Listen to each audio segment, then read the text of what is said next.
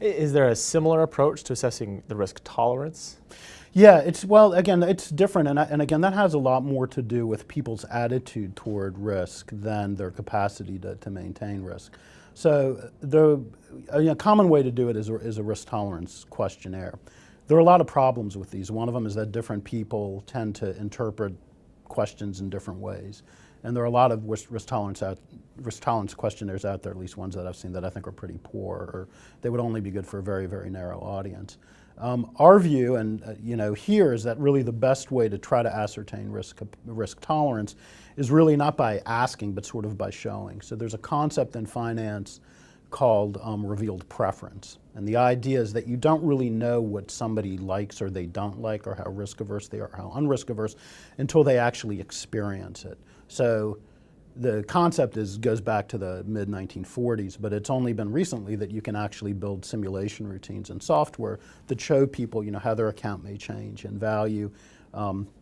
There's a new idea that we've been kicking around here a little bit on this idea of a consumption state, where instead of showing somebody, well, your account could be down to, $500,000 or could be up to $800,000, basically showing them what the impact on their consumption is by showing them, a house, by showing them different neighborhoods, et cetera. This is another way to try to get at that idea. And by showing people different scenarios and to some degree, allowing them to manipulate these scenarios like you would a computer game, that's a good way to think about this, you can hopefully arrive at the true preferences of that individual. So the idea's actually, again, been out there for a long time, but it's only been recently that we've been able to start doing this type of thing.